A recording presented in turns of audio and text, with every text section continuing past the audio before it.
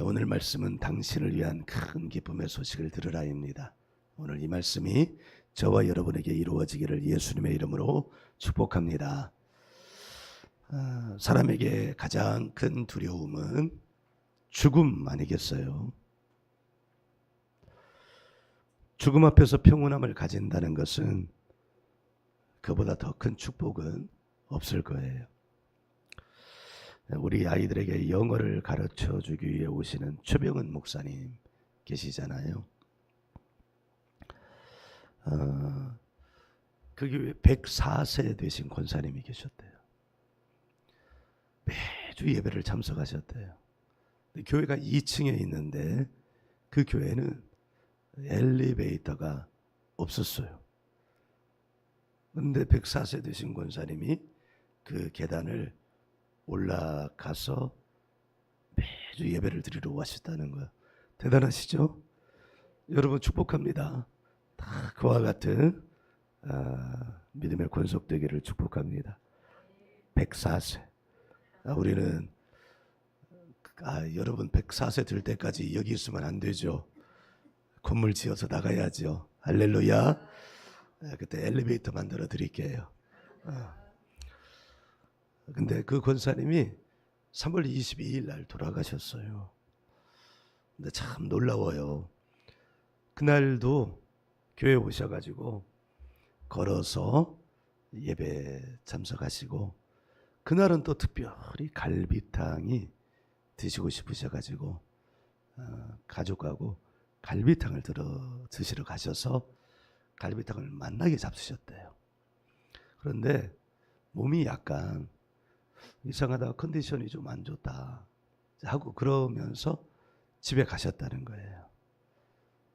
그리고 그날 누워 계시다가 하나님의 부르심을 받으신 거예요. 할렐루야. 네. 여러분도 이와 같은 하나님의 부르심 받기를 예수님의 이름으로 축복합니다. 네. 윌겐 볼트만이라는 20세기에 큰 족적을 남기신 신학자가 계셔요. 1926년도에 태어나셔가지고 2004년도에 돌아가셨으니까 굉장히 장수하셨죠. 그런데 젊었을 때 큰 인생의 위기가 한번 있었어요. 26년생이니까 당연히 그 시대에 이분은 어디에 끌려가셨겠어요?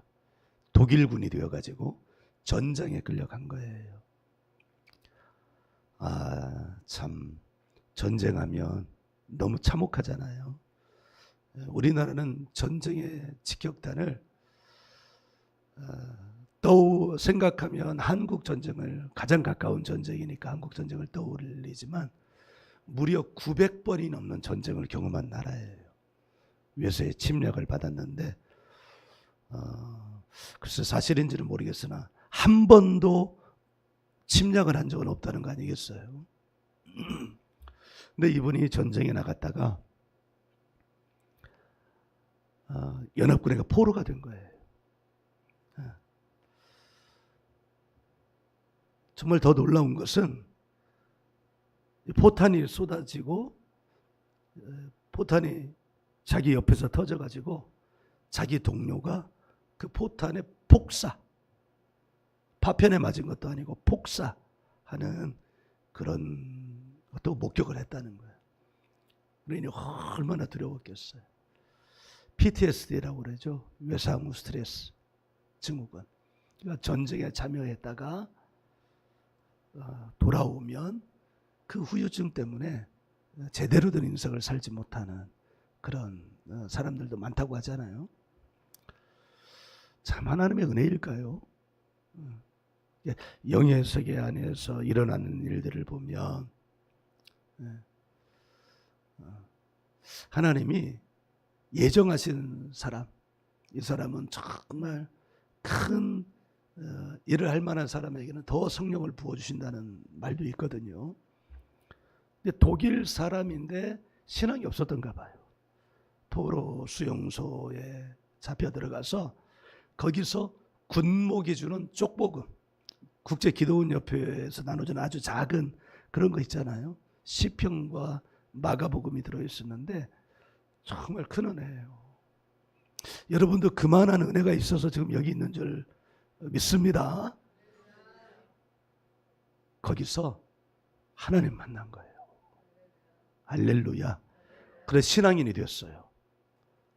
그리고 거기서 이제 나이가 그쯤 되었던가 봐요. 그러니까 26년생이고 종전이 46년에 됐으니까 군대에 10대에 끌려 들어간 거예요. 10대.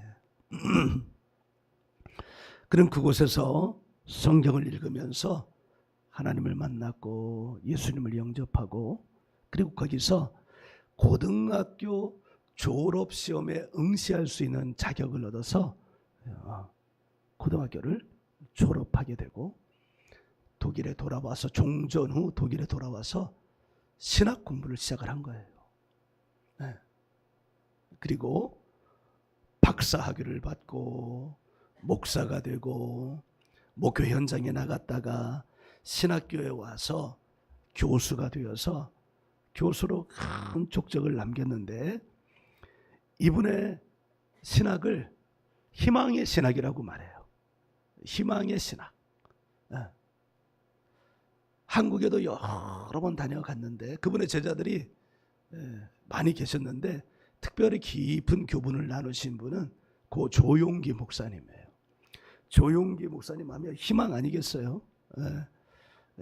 천막교회 펼쳐놓고 거기에 정말 그 당시 50년대 말 60년대 얼마나 우리나라 비참해요. 그러니까 희망을 찾아오는 성도들에게 희망을 하나님의 희망을 설파한 우리 조용기 목사님은 깊은 교분이 있었어요. 조용기 목사님 관련된 일화는 정말 너무너무 많은데 그분이 설교할 때 간증 중에는 정말 기가 막힌 일들이 많아요. 서울역에서 요즘은 많이 못 보는데 예전에는 지하철역이나 사람 많이 모이는 데 가면 이렇게 수레를 밀고 기어다니면서 밀고 다니는 분들이 많았어요. 근데 이제 그런 분들이 있었는데 서울역에서 그렇게 다리가 꼬부러져 가지고 걷질 못하는 한 분이 있었는데요. 그분한테 누가 조용기 목사님을 이야기를 해준 거예요. 교회가 서대문에 있어요. 천막교회 있을 텐데 이제 막 교회를 시작한 지 얼마 안 됐는데요. 그러니까 이 다리를 움직이지 못하는 이분은 평생 소원이 뭐겠어요? 다리를 움직이는 거잖아요. 근데 소개를 했어요. 거기 가면 조용기 전도사라는 사람이 있는데 그 사람이 다 고쳐준다더라. 해가지고 갔는데 조용기 목사님을 만났죠. 그 당시에는 전도사님인데 그 전도사님이 이 사람을 보고 깜짝 놀란 거예요. 겁이 덜컥 든 거예요. 야, 이거는 내가 할 수 없는 일이다. 그래가지고요 가슴이 철렁해서 빨리 갔으면 했는 거예요. 근데 이 사람이 안 간 거예요. 그러니까 그 당시 전도사님이 겁을 덜컥 먹어가지고 하나님한테 하나님 나 못해요. 막 기도하기 시작한 거예요. 하나님 나 못해요. 그냥 기도 한번 하고 보낼 테니까 하나님 난 못해요. 그래도 하시려거든. 저에게 믿음을 줬어요. 그러니까 믿음을 달라고 엄청 기도한 거예요. 그러니까 얼마를 기도했을까? 그렇게 기도하다가 돌아서 가지고 기도를 하면서 정말로 이게 다리가 이렇게 굽어 있어서 펴지지가 않는 거예요. 근데 이제 기도하다가 믿음이 충만해졌는지 성령이 충만해졌는지 당신 편으로 하면 약간 그렇게 기도하다가 막 고쳐달라고 기도하다가 자기도 모르게 에라 모르겠다 하고 그 굽어진 무릎을 확 눌러버렸대요. 그런데 그렇게 되면서 치유가 시작이 된 거예요. 그리고 그 다리가 불구였던 그분이 치유받아서 걸어다니는 그런 역사가 일어난 거예요. 할렐루야. 우리 교회에 오면 나는 진짜 겁먹어서 도망갈지도 몰라요. 이 유리겐 몰트만 목사님 교수님의 신학의 핵심은 골로새서 1장 27절이었다고 해요. 골로새서 1장 27절 한번 펴봐요.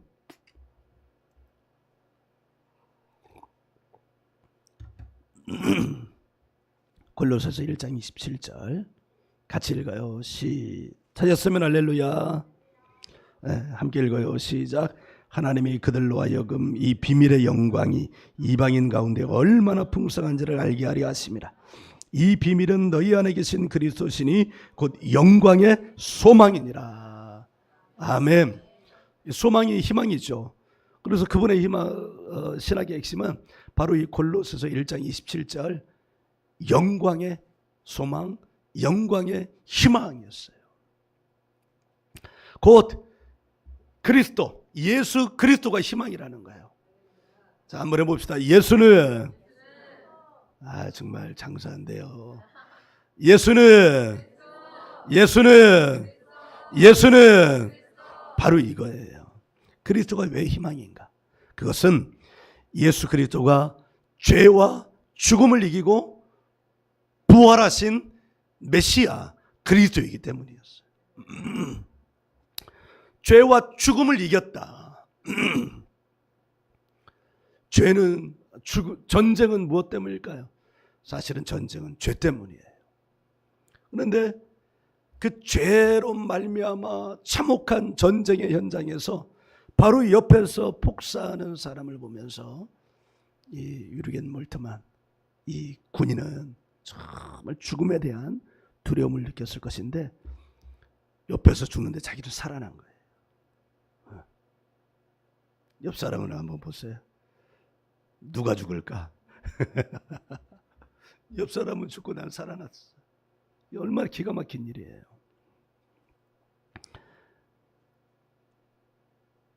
그가 예수님을 만나고 성경을 연구하고 그렇게 하면서 희망이 뭐냐? 희망이 부활하신 예수님이 희망이라는 거예요. 왜? 죄도 이기고. 죄는 무엇으로 이겼어요? 십자가로 이긴 거예요. 죽음은 무엇으로 이기셨어요? 부활로 이기신 거예요. 할렐루야. 그리고 평생을 바로 이 영광의 희망 깊이 연구했어요. 깊이 연구하다 보니까 저기 대륙 저 건너편에 한국이라고 하는 조그만 땅이 있는데 거기서 자꾸 학생들이 오는 거예요. 자기 제자가 되고 있다고 오는 거예요. 그러면서 한국교회에 관심을 가졌는데 거기 누가 있는 거예요? 조용기 목사님이 있는 거예요. 그리고 한국에 와서 조용기 목사를 만나 사진을 찍었어요. 그분의 제자들은 막 그냥 큰일 났어요. 왜요? 그때만 해도 처음 유리겐 몰트만 교수님이 한국에 와서 조용기 목사님 만날 때만 해도 이분은 막 이단시 했기 때문이에요. 우리 선생님이 이단을 만난다고? 그런데 계속 와서 만나면서 그 교분을 이어갔어요. 영광의 희망이 왜 희망이냐? 죄도 이기고 죽음도 이기고 십자가로 죄를 이기고 부활로 죽음을 이겼다는 이 사실이 죄를 이긴 건 영광이요 부활하는 사건은 소망이라는 거예요. 여러분, 우리의 믿음의 주 예수 그리스도는 말로 다 할 수 없는 어마어마하신 분이라는 것을 여러분 꼭 믿으시기 바랍니다. 믿음이 자라나야 돼요. 예수는 그리스도라는 이 사실에 대하여 처음에는 어린아이의 믿음일 수 있죠. 그러나 평생 어린아이의 믿음으로 간다면 그거는 정말 안타까워요. 어린아이의 믿음에서 청년의 믿음으로, 청년의 믿음에서 아비의 믿음으로, 아비의 믿음에서 장년의 믿음으로, 그 장년의 믿음에서 예수 그리스도의 장성한 분량에까지 이르르는 믿음이 되어야 될 줄 믿습니다. 그 인생의 여정이 되어야 돼요. 여러분, 어린아이에 머물러 있지 마세요. 어린아이는 사단의 놀이개감이에요. 사단의 놀이개감. 이 몰트만은 희망의 반대를 절망이라고 보았어요. 근데 그 절망을 둘로 나눴어요. 하나는 오만, 하나는 절망으로 나눴어요. 오만은 하나님이 주시는 것을 자기가 먼저 취하는 거예요. 오만을 다른 말로 바꾸면 교만이겠죠. 그러니까 오만은 누구에게 속한 거예요? 사단에게 속한 거예요. 그러니까 하나님만을 절대적으로 의지하지 않고 하나님이 없어도 내가 취할 수 있어 라고 생각하는 것 자체가 오만이고, 그것도 절망이라는 거예요. 하나님 없는, 희망이 없는 모든 것이 절망이기 때문에. 절망은 그럼 뭘까요? 절망은 스스로 포기하는 거예요. 자포자기하는 거예요.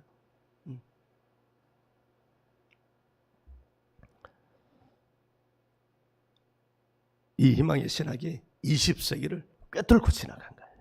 할렐루야. 그리고 참 어떤 면이 영의 세계 안에 정말 자랑스러운 것인데, 그 정점에 한국 교회가 있었던 거예요. 조용기 목사님 하면 온 세계 모르는 사람이 없어요. 그런데 여러분, 요즘 촛대가 옮겨진 것 같아요.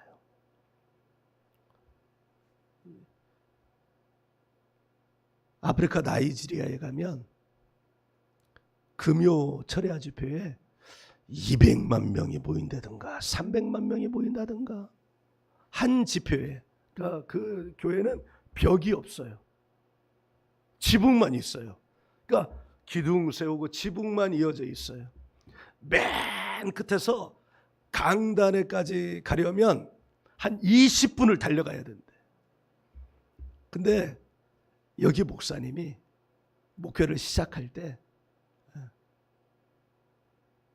제대로 배운 목사님은 아닌데 그 삶의 여정을 지금 소개할 건 없고, 참 목회를 시작할 때 조용기 목사님 얘기를 들은 거예요. 그래가지고 물어 한국에 와가지고 조용기 목사님께 어떻게 안수를 받았다는 거예요. 집회를 참석했는지 뭔 모르겠지만 안수를 받고 돌아가서 목회를 시작을 한 거예요. 그 교회가 바로 지금 말한 그 교회예요. 여러분, 이 영광의 소망이 사람을 살리는 줄 믿습니다. 한 나라를 살리는 줄 믿습니다. 한 대륙을 살리는 거예요. 그러니까 조용기 목사님은 80만 명 목회를 하셨잖아요. 근데 이 목사님은 한 집회에 200만 명인지 300만 명인지 헷갈려 지금. 200만 명이라고. 여러분 생각해 보세요. 한 집회에 200만 명이 모인다는 게 말이 되는 거예요? 그러니까 당신에게 기도해 주신 조 목사님, 그분의 스승이라고 할 수 있잖아요. 그러니까 스승보다 다 80만 명 대 200만 명이면 몇 배예요? 2배 반? 2배 반에 놀라운, 그러니까 말 그대로 청출어람이 된 거예요. 할렐루야. 제가 기쁨의 교회에 가서 첫 집회에 가면 이제 처음 참석한 사람들은 다 예언을 해주던데, 저를 예언해 주신 분이 저한테 그랬어요. 이정선 목사님보다 더 뛰어난 목회를 할 거라고. 할렐루야. 할렐루야. 할렐루야 하는 사람은 그렇게 되지 말라는 것이라고 내가 듣고, 내가 진짜 내 속이 좁잖아요. 나 삐쳐. 할렐루야. 여러분, 우리 기독교는 어마어마합니다. 죄와 죽음을 이겼기 때문이에요. 네. 힌두교 얘기해 줬잖아요. 힌두교. 이 힌두교의 기본 신앙의 철학이 뭐냐? 인생은 80만 번이 땅에 올 수 있다. 80만 번. 여러분, 이 땅에 80만 번 오고 싶어요? 네가 지금 이 사는 세상은 지난 세상의 업보이니까, 네가 여기서 정말 거지같이 산다면 그거는 마땅히 당해야 되는 거야. 그러니까 그 계급을 뚫고 올라갈 수가 있어요, 없어요? 없어요. 그러니까 그렇게 살아가야 되는 거예요. 이게 저주지 뭐예요. 그럼 브라만 계급은, 지금 브라만으로 살다가 엉망으로 살면 나중에 그냥 말도 안 되는 인생이 되겠네요. 브라만은 그런 게 해당이 안 되는 거예요. 브라만은 늘 누리고 사는 거야. 맨 바닥에 수더라 그 밑에 달리 불가촉 천민들은 또 그렇게 사는 거예요. 그러니까 이 철학은 어떤 철학이냐면 자기들의 계급을 누리기 위한 계급 철학인 거예요. 그런데요, 우리 빌레몬서는 뭐냐? 빌레몬은 장로였어요. 자기 종이 있는데 이 종이 사도 바울을 만난 거예요. 그런데 빌레몬에게서 도망갔어요.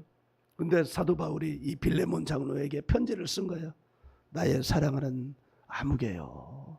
막 이렇게 높여주었다가 그 사람 있잖아, 너에게서 도망간 종 그 사람 있잖아, 그 사람 그리스도 안에서 우리의 형제된 자니까 잘 받아줘.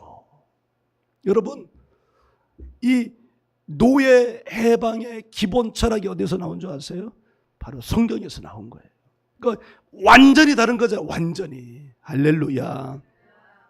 이 영광의 소망, 영광의 희망이 오늘 이 시간에 저와 여러분 가슴 안에 충만해지를 예수님의 이름으로 축복합니다. 할렐루야. 여러분, 이 기독교 신앙의 위대함을 여러분 안에 가득가득 담으시길 바랍니다. 오늘 본문 말씀 보시면 예수님의 죽음은 큰 절망이었잖아요. 다 뿔뿔이 흩어졌어요. 오늘 본문 앞에 27장 66절을 보셔요. 같이 한번 읽어봐요. 시작. 그들이 경비병과 함께 가서 돌을 임봉하고 무덤을 굳게 지키니라. 아멘. 여러분, 이 말씀이야말로 절망의 절대적인 표현입니다. 그들이 경비병과 함께 가서 돌을 임봉하고 무덤을 지키니라. 유대인들의 무덤은 우리 무덤하고 다르대요. 우리는 땅을 파가지고 덮잖아요. 유대인들은 바위를 이렇게 파내서, 그러니까 저렇게 들어왔다 나갔다 하는 거예요. 그러니까 시체를 안에다 집어넣고 큰 돌로 막고 이렇게 하는 거예요. 근데 거기에 어떻게 했다는 거예요? 인봉을 했다는 거예요. 그리고 거기도 누구를 배치했어요? 경비병을 배치를 했어요. 그러니까 이거는 완전한 절망을 표현하는 거예요. 완전한 절망. 이렇게 가서 보통 사람이 보고 싶으면 무덤을 열고 가서 이렇게 볼 수 있잖아요. 근데 경비병도 서 있지, 인봉도 해놨지, 아무도 못 들어가는 거예요. 그리고 완전한 절망 아니겠어요? 그런데요, 여러분, 28장은 그 완전한 절망이 어떻게 바뀌는지를 말씀하고 있는데, 여러분 5절 6절 같이 한번 읽어봐요. 5절 6절 시작. 전사가 여자들에게 말하여 이르되 너희는 무서워하지 말라. 십자가에 못 박히신 예수를 너희가 찾는 줄을 내가 아노라. 그가 여기 계시지 않고 그가 말씀하시는 대로 살아나셨느니라. 와서 그가 누우셨던 것을 보라. 아멘. 누가 뭐래도 기독교 핵심은 두 가지, 신앙의 핵심은 두 가지 기둥을 가지고 있습니다. 하나는 십자가요, 하나는 부활이에요. 할렐루야. 십자가는 죄를 이긴 것이에요. 부활은 죽음을 이긴 것이에요. 사실 인생들이 살아가면서 두 가지 때문에 절망합니다. 자기 안에서 해결되지 않는 인생의 문제 때문에 절망합니다. 그런데 그것은 죄가 인생의 문제를 만들어내는 거예요. 그런데 그것이 죄라고 말하는 데가 아무도 없어요. 그러니까 인생의 문제의 원인을 말해주는 것이 아무도 없다는 거예요. 여러분, 병원에 가면 진단을 잘해야 되잖아요. 진단을 잘해야 처방이 제대로 나오고, 처방이 제대로 나와도 몸이 나을까 말까 하잖아요. 인생의 문제도 마찬가지예요. 진단을 제대로 해야 돼요. 그런데 진단을 제대로 못하니까 처방이 제대로 안 되고, 처방이 제대로 안 되니까 나아지는 인생을 살 수가 없는 거예요. 성경은 분명히 말합니다. 구약부터 신약 전체를 다 통틀어 말하면 인생의 문제에 찾아오는 문제 원인이 뭐냐? 죄라는 거예요. 죄. 그 첫 죄가 뭐예요? 아담과 하와의 죄예요. 그 죄로부터 파생해서 3장에 아담과 하와의 죄가 나오고 4장에는 그 죄가 얼마나 치명적인 결과를 낳느냐, 한 가정이 무너지는 거예요. 한 가정이 무너진다는 건 그 인생이 무너졌다는 것과 마찬가지예요. 그런데 예수님이 십자가로 그 죄의 저주를 끊어버렸다는 거예요. 죄의 끝은 결국은 뭐예요? 죄가 잉태한 즉 욕심을 낳고, 욕심이 장성한 즉 욕심이 장성한 즉 죄를 낳고. 내가 헷갈리니까 여러분도 헷갈리는구나. 다시 해봐요. 뭐가 잉태한 자? 뭐를 낳고? 이제 알았어요. 욕심이 잉태한 자, 죄를 낳고, 죄가 장성한 자, 사망을 낳느니라. 결국은 죄의 저주의 끝이 뭐라는 거예요? 사망이에요. 죽음이에요. 사단이 우리에게 죄를 심어놓고 우리를 저주해서 결국은 어디까지 데리고 가는 거예요? 죽음까지 데리고 가는 거예요. 그런데 죄는 무엇으로 끊어버리고 십자가로 끊어버리고, 죽음은 무엇으로 이겨버리고 부활로 이겨버리고. 할렐루야. 그러니까 유월절 십자가와 부활 사이는 딱 3일 차이가 있는데, 이 3일 만에 예수님이 죄와 죽음을 이겨내버린 것인 것을 여러분 알기를 간절히 바랍니다. 십자가 사건은 절망의 사건인데, 그런데 절망뿐이 아니에요. 십자가는 어떤 걸 가지고 있느냐? 희망의 심장을 가지고 있다는 것을 여러분 꼭 알아야 합니다. 우리 빌립보서 1장 8절을 한번 찾아보세요. 빌립보서 1장 8절 함께 읽어요. 내가 예수 그리스도의 심장으로 너희 무리를 얼마나 사모하는지 하나님이 내 증인이시니라. 아멘. 희망의 심장은 결코 꺼지지 않습니다. 희망의 심장은 결코 꺼지지 않아요. 성경이 그것을 증명합니다. 죽지도 않고 사라지지도 않습니다. 그 희망의 심장의 증거가 뭐냐? 바로 부활입니다. 부활은 성경을 통해서 다 말씀되고 있었어요. 그러니까 여기 보시면 6절 보시면, 28장 6절 보시면, 그가 여기 계시지 않고 그가 말씀하시던 대로 살아나셨느니라. 여러분, 그리스도인이면 이 말씀에 막 가슴이, 심장이 막 뛰었으면 좋겠어요.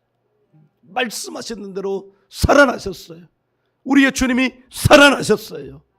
그러니까 우리의 소망이 어디 있냐고. 소망이, 우리가 신앙생활을 하면서 우리의 평생을 살아가는데 우리의 소망을 어디에다 두고 살아가느냐 말이에요. 여러분이 이 땅에다가 소망을 두고 살아간다면 하나님 없이도 내가 스스로 취하려고 하는 것이니까 그것은 절대적인 오만입니다. 모든 것이 하나님으로부터 오고 모든 것이 하나님께로 돌아간다는 이 고백을 여러분 성경에 기록이 되어 있는데 여러분 알고 계시나요? 우리 성경을 한번 찾아보겠습니다. 로마서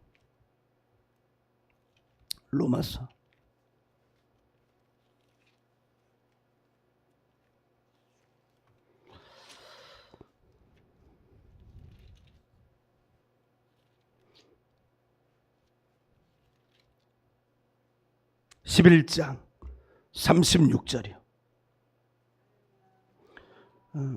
로마서 11장 36절 찾았으면 할렐루야. 함께 읽어요. 이는 만물이 주에게서 나오고 주로 말미암고 주에게로 돌아갑니다.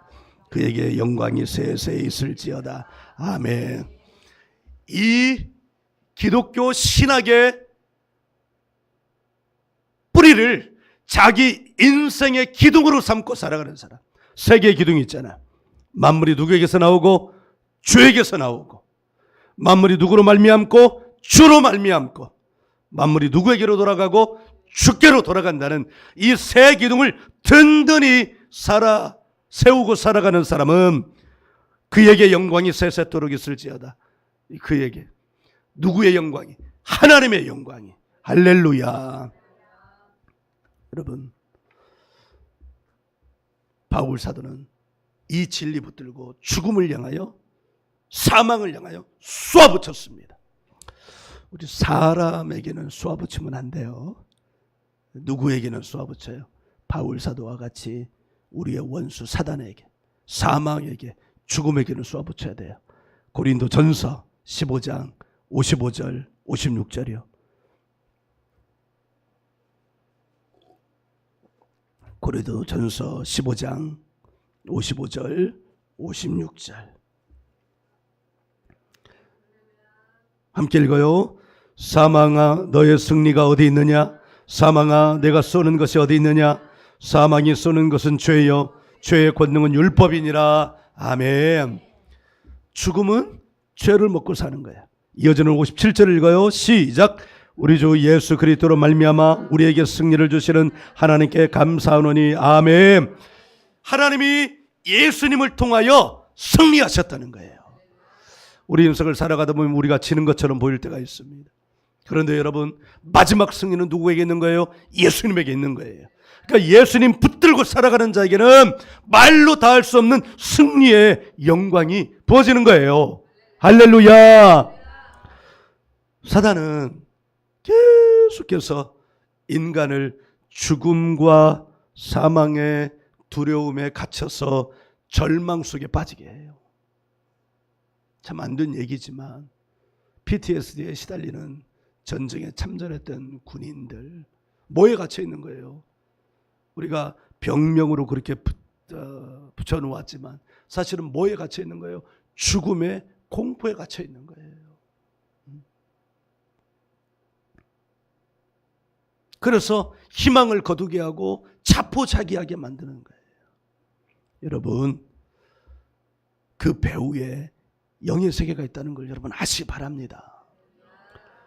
그래서 예수님 없이 사는 자들에게는 영원한 희망이 아닌 이 땅에 갇혀진 희망에 몰두하게 돼요. 그러니까 이 땅에 몰두하는 거예요. 그런데 이 땅에 몰두하면 몰두할수록 뭐에 갇혀지는 거예요?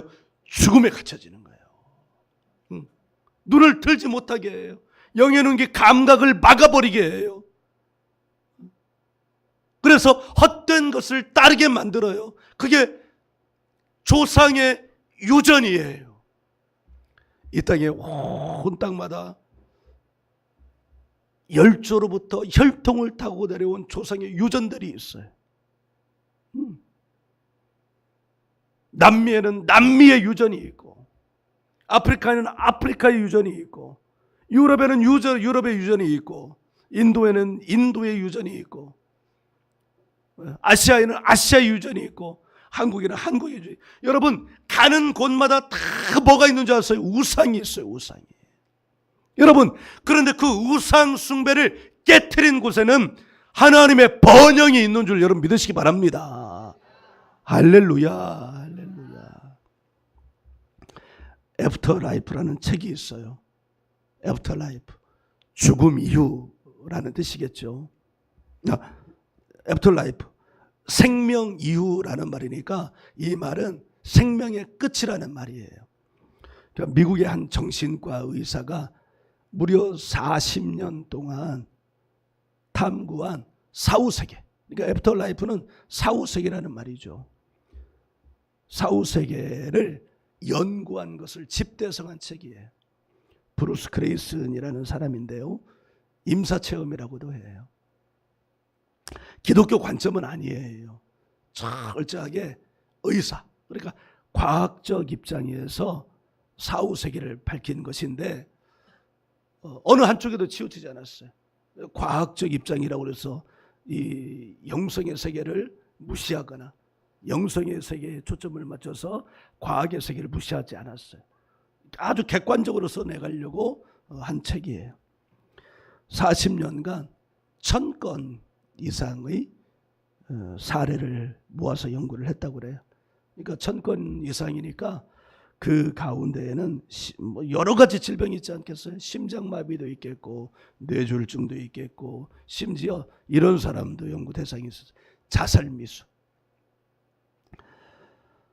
탐구하면서 이런 뭐라고 그럴까 조건들을 다 고려를 했어요. 어떤 조건이냐면 각 사람의 태도, 믿음, 가치관, 성격 등이 이 사후세계의 경험과 얼마나 영향을 미쳤느냐. 그래서 이 사람은 몇 가지 공통점을 발견해냈는데 이 임사체험한 사람들이 공통적으로 말하는 것은 몸 밖에서 경험한 것. 제가 아는 기독교 영성가 중에서도 지금으로 치면 한 50년 전에 치과 진료를 받다가 죽어버린 거예요. 치과 진료를 받다 죽었어요. 근데 그 죽어 있었던 시간 동안 이분에게 예수님이 찾아오신 거예요. 죽은 시간은 얼마 안 되는데 예수님이 찾아오셔가지고 수많은 것들을 보여주셨어요. 그리고 다시 돌아가라고 해서 이제 돌아왔는데, 평생 자기 직업을 살다가 은퇴하고 나서 사역을 시작한 사람도 있어요. 그러니까 공통적인 경험은 자기 몸이 있는데 몸 바깥으로 자기가 빠져나가는 거예요. 우리는 그걸 영혼이라고 말하죠. 두 번째 공통적인 특징은 아주 빠른 속도로 이동을 한다는 거예요. 그 다음은 초자연적인 존재와의 만남. 그 다음은 우리는 아무리 시야가 좋아도 180도를 넘어가지 못하잖아요. 그런데 시야가 360도의 시야를 볼 수 있다는 거예요. 자기 뒤에도 본다는 거예요. 그런데 여러분, 영적인 사람은 내가 죽지 않아도 영적인 사람은 180도를 넘어서는 시야를 가지고 있다는 거 여러분 아세요? 저도 이번 주에 기도하면서 그 경험을 했어요. 여러분, 제가 지난주에 기도한다고 그랬는데, 저를 위해서 기도해 달라고 그랬는데 여러분 기도했어요? 대답이 시원찮아요. 기도 안 했구만. 기도 안 했어. 제가 놀라운 경험을 했어요. 그리고 지식의 한계를 초월하는 경험, 당연하지 않겠어요? 이 땅에서의 지식을 초월하는 거예요. 초월하는. 그러니까 여러분, 이 땅의 지식이 전부라고 믿고 이 땅의 지식으로 하나님의 세계를, 영의 세계를 파악하려고 하는 건, 예수님 말씀하셨어요. 사도 바울에, 네가 뒷다리로 뒷발질하는 게 너무 버거워 보인다. 그 다음에 자신의 생애가 파노라마처럼 이렇게 지나간다고 그러잖아요. 여러분 들어보셨죠? 천국 체험한 분들이 하는 얘기, 자기 인생이 파노라마처럼 이렇게 지나가는데 그것은 임사 체험하지 않아도 돼요. 회개를 깊이 하면 하나님이 자기 인생을 파노라마처럼 보여줘요. 빠른 속도로. 이런 것들, 이런 책 내용들을 기록한 거예요. 그래서 말하고자 하는 건 각각의 사례를 말하고자 하는 것이 아니라, 여러분, 죽음 이후의 세계가 있다. 근데 이 청건들은 어떻게 해요? 죽음 이후의 세계 갔다가 이 땅에 다시 돌아온 사람이고, 대다수는 돌아와요, 못 돌아와요? 못 돌아와요. 그런데 죽음 이후의 세계를 말하는 곳이 어디예요? 교회. 천국이 있다, 지옥이 있다. 천국 갈래, 지옥 갈래? 어디 갈 거예요, 여러분? 대답을 자신 있게 안 해요. 천국 가야죠, 우리. 할렐루야. 하나님의 나라는 말에 있지 아니하고 주여 주여 하는 자마다 다 하나님의 나라에 갈 것이 아니하고, 누구의 뜻대로 사는 자가 천국에 간다고요? 하나님의 뜻대로. 근데 누가 하나님의 뜻대로 살 수 있어요? 육으로 사는 사람이에요? 영으로 사는 사람이에요? 영도, 악한 영도 있으니까 그렇게 말하면 안 돼. 육으로 사는 사람이에요? 성령으로 사는 사람이에요? 누가 성령으로 살 수 있어요? 성령 받은 사람이. 할렐루야. 하나님께서 우리를 사랑하셔서 예수님 보내주신 거예요. 하나님이 세상을 이처럼 사랑하사 독생자를 주셨으니 저는 믿는 자마다 멸망치 않고 영생을 얻게 하려 하심이라. 영생의 소망이 어디 있는? 십자가에 아니노, 부활에 있는 거예요. 그러니까 십자가와 부활은 같이 가는 거예요. 부활이 영생의 소망이에요. 그래서 예수님은 이 땅에서 볼 수 있는 가장 큰 기쁨의 소식이에요. 우리도 부활할 수 있다. 누구 안에서? 주 예수 안에서. 예수 안에서 우리도 부활할 수 있다. 이 부활주일에 그래서 우리가 나눌 수 있는 가장 큰 기쁨의 소식은 계란 나누어주는 것도 아니고, 어떤 소식이냐? 예수님이 부활하셨습니다. 누구를 위하여? 나를 위하여. 한번 해봅니다. 시작. 예수님이 나를 위하여 부활하셨습니다. 그리고 또 누구를 위하여? 당신을 위하여. 옆 사람 보고 해요. 당신을 위하여 예수님이 부활하셨습니다. 시작. 할렐루야. 예수님의 부활이 저와 여러분을 위한 가장 큰 기쁨의 소식이에요. 이것은 누구를 위한 것이 아니라 바로 당신을 위한 것, 나를 위한 것인 걸 믿으세요. 이 기쁨을 아는 자는 옆에 있는 사람에게도 그 소식을 전할 거예요. 가족에게도 전할 거예요. 그래서 오늘 이 기쁜 소식을 여러분 마음껏 전합시다. 할렐루야. 가족에 가서 꼭 이야기하세요. 당신을 위하여 예수님이 부활하셨어. 연습해봐요. 시작. 예수 믿는 사람이면 그러니까 더 잘 믿읍시다. 안 믿는 사람이면 예수님 믿어요. 시작. 할렐루야. 함께 외쳐봅니다. 예수님께서 부활하셨습니다. 더 잘 믿읍시다. 더 똑바로 믿읍시다. 할렐루야.